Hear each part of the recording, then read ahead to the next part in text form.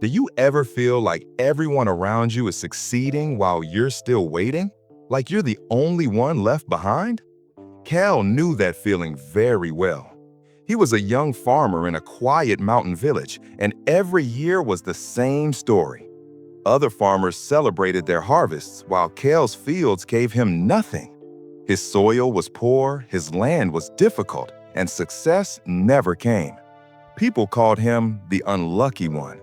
But Kael never stopped trying. Then one spring, his wheat finally started to grow. For the first time in years, Kael felt hope. He watered his field every morning and watched the wheat slowly get taller. This year will be different, he told himself. But as weeks passed, Kael noticed something painful. Other farmers' wheat was already turning golden, ready to harvest. His wheat was still green, much slower than everyone else's. The fear started growing inside him. What if his wheat never turned golden? What if this was another failure? One evening, old farmer Tobias stopped by. He looked at the green wheat and nodded. "Your wheat is growing well. It just needs more time. Your land is different. Your wheat will take longer, but it will be strong." Kael wanted to believe him. But that night, he couldn't sleep. He kept thinking about all the years of failure, all the times people laughed at him. "What if it never happens?" he whispered. The next morning, Kael made a terrible decision. He couldn't wait anymore. He couldn't risk losing everything. So he took his tools and started cutting the green wheat.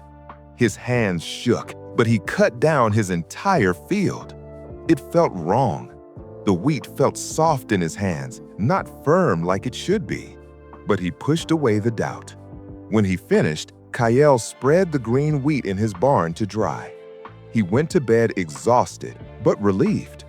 "At least I have something," he thought. The next morning changed everything.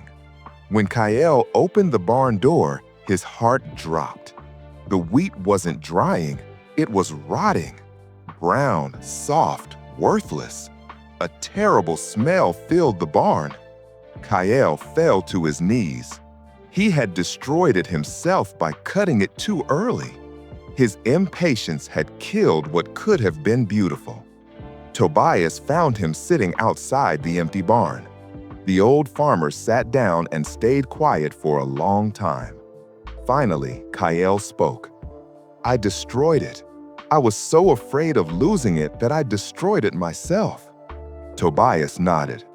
"When I was young, I did the same thing. I had a tree growing slowly. I tried to force it to give me fruit. I pulled its branches, added too much water, too much fertilizer. I killed it."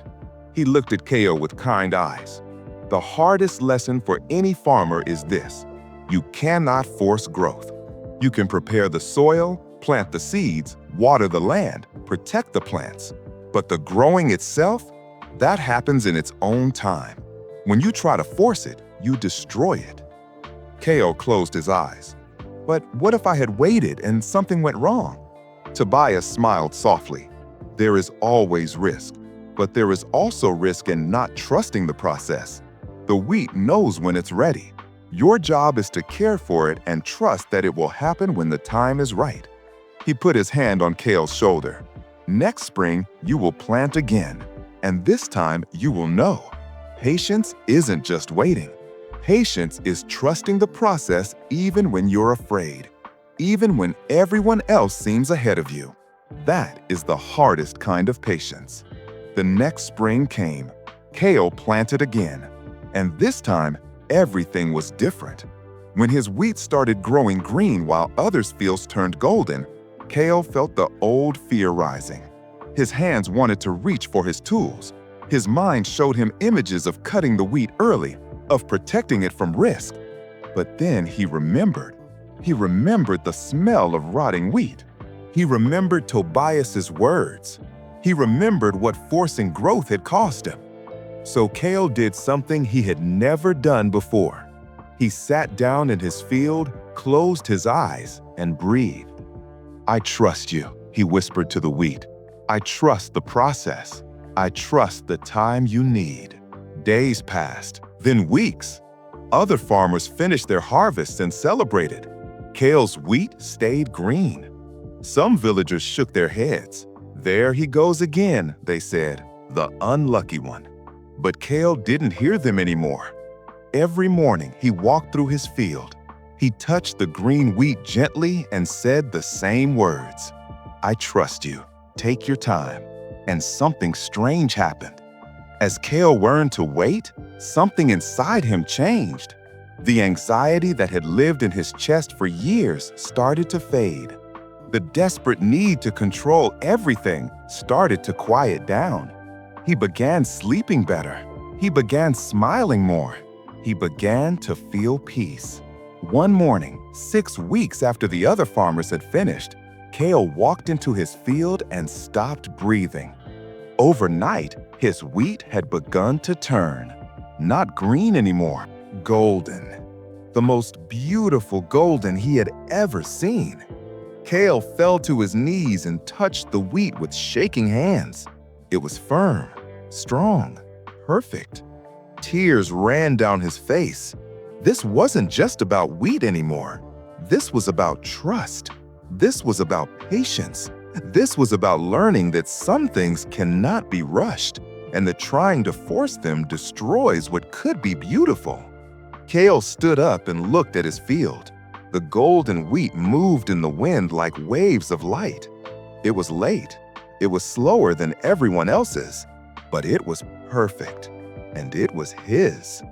That afternoon, Kael was harvesting when he saw a young farmer named Eli walking past. Eli looked worried. His field was still green while others had finished weeks ago. Kael recognized that look. He had worn it himself. Eli, Kael called out, come here for a moment. The young farmer approached slowly. Kael could see the fear in his eyes. Your wheat is still green, Kael said gently. Eli nodded, looking down. Everyone else already finished. I think something is wrong with my land. I'm thinking about cutting it now before I lose everything.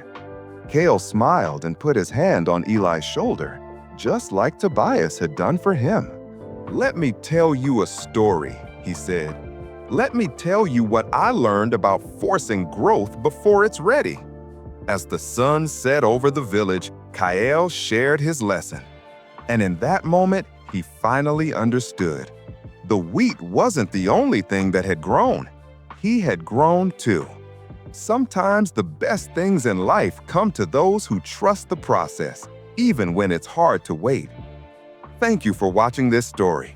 If you enjoyed it, please like this video and subscribe to Wise Man's Tales for more inspiring stories every week. I would love to hear your thoughts in the comments. Have you ever forced something before it was ready? What did you learn? Stay patient and trust your own timing.